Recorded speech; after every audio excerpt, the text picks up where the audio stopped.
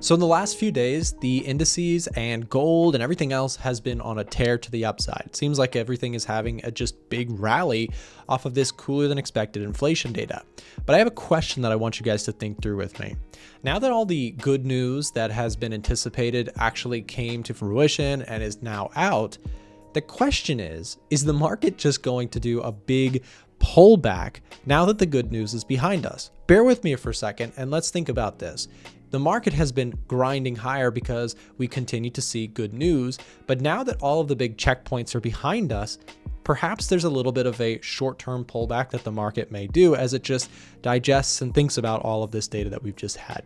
Let's walk through whether or not these markets are ready to pull back, and perhaps are there some entry points on some charts that maybe have made parabolic moves and a lot of people are looking for opportunities to get in on. I'll share my full opinion on things like indices, gold, the dollar, and much more in this video. Let's jump in. And as we get started, I do want to just mention that if you're somebody who is looking to trade indices through CFDs and you're outside of the US, I want to tell you about today's video sponsor, Vantage. Vantage Markets offers traders some of the best commissions and spreads. They have a welcome bonus that is very generous that can be found in the link down below in the description. And you can trade things like indices and everything else, really. You can trade so many things on Vantage. It's awesome. You can trade everything from, currency pairs to commodities to indices and much more through their CFD offerings. So I just want to call attention to them down below in the description if you'd like to try out Vantage.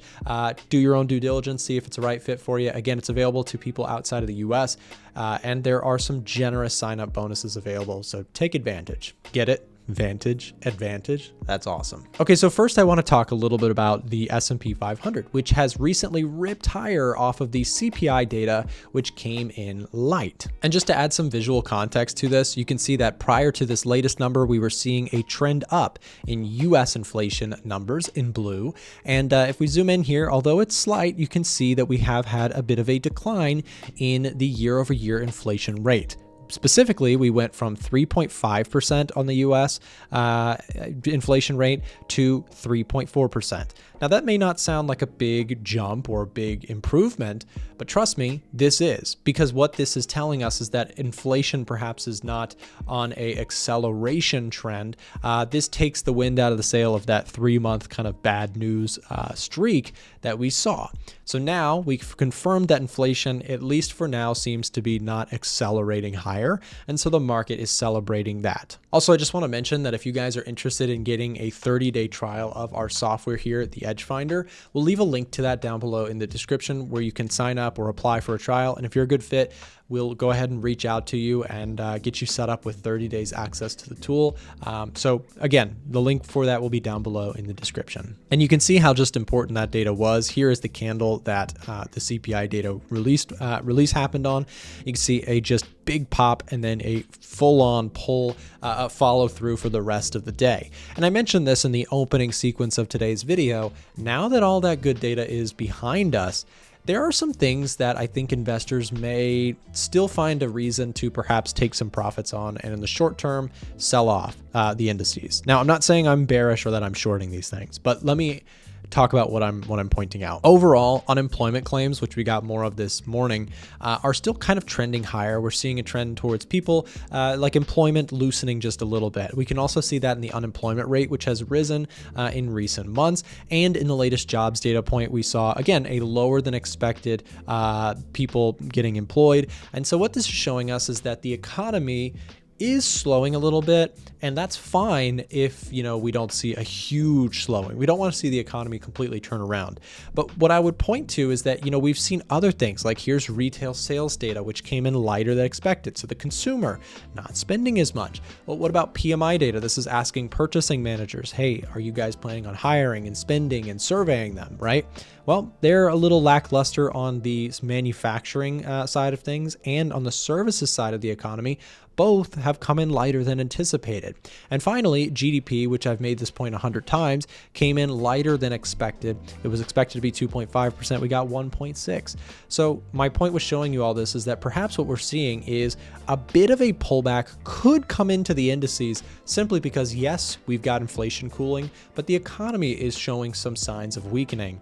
And a weakening economy could hurt the earnings reports going forward for some of the key stocks that report them, right? So everybody looks at like Google's earnings and Microsoft's earnings and Amazon's earnings.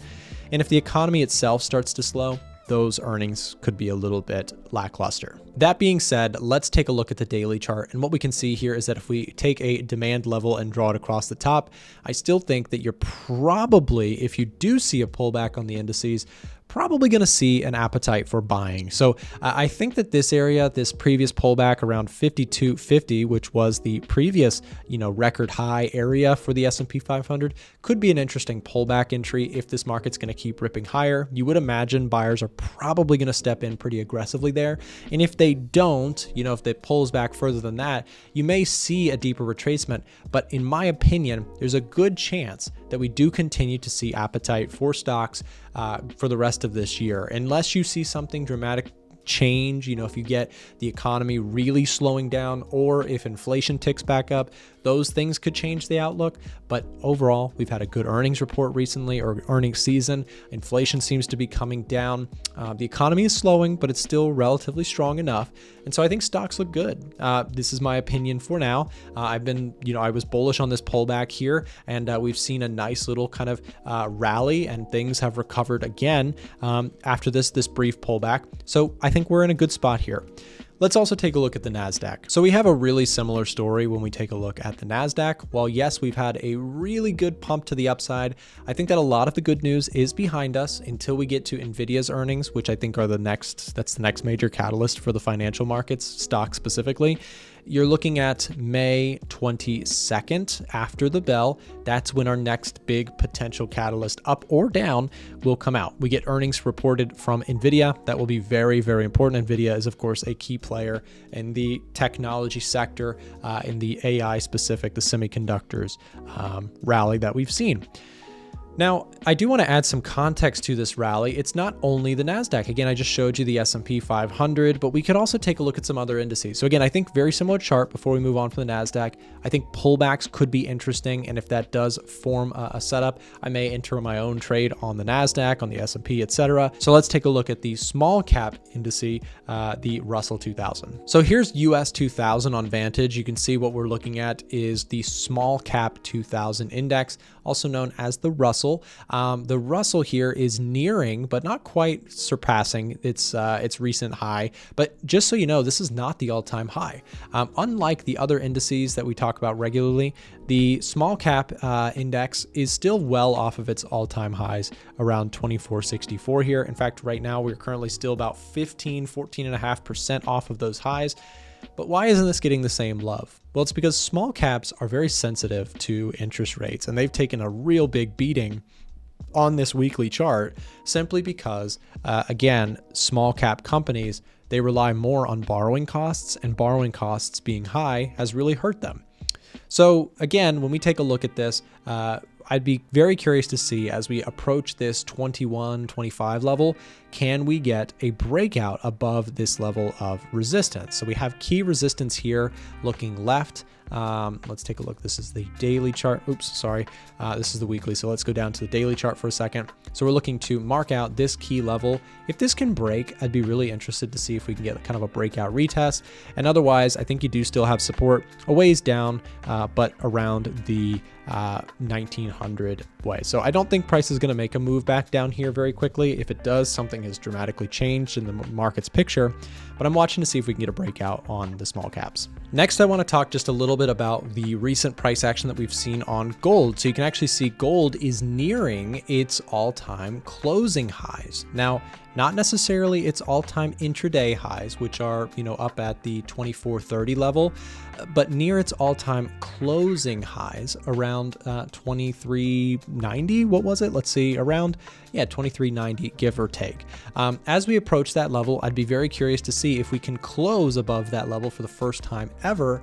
That could be a bullish signal, and perhaps we are moving higher. I really like the story for gold as we see the economy slowing down a little bit in the US and other places as well. I like the story for gold. I remain bullish, and I have several positions of my own going right now, so I'll be watching this one close. In fact, gold still remains one of our top setups, or the number one setup on the Edge Finder on the top setups page. Now, what this does is it looks at all of our different sentiment, technical and economic data, and it tallies everything up. And what you'll see is it almost has a perfect across the board blue reading for gold. What that's telling us is that almost every single one of our indicators that we use, economic data, retail sentiment, all that stuff combined, is giving us a very confirmed bullish setup. That doesn't mean that the market has to or is guaranteed to go higher. There's nothing in the world that gives you a certainty like that.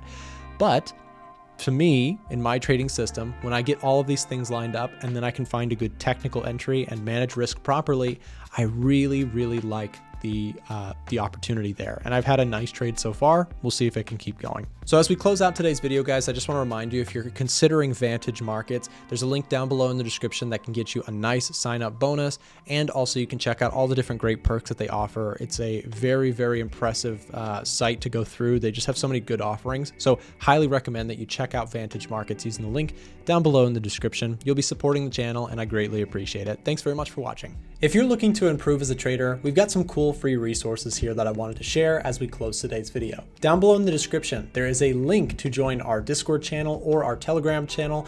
And we also have our website, a1trading.com, where traders can get access to free course material to help you improve as a trader. Remember, we are also live Monday through Friday on this channel around 9:30 a.m. US Eastern, broadcasting most live news events and that sort of thing. So hope to see you there. And also, we do have a couple videos here showing up on the screen. If either of these seems like it might be helpful to you, then make sure to click here or here, and we'll see you there.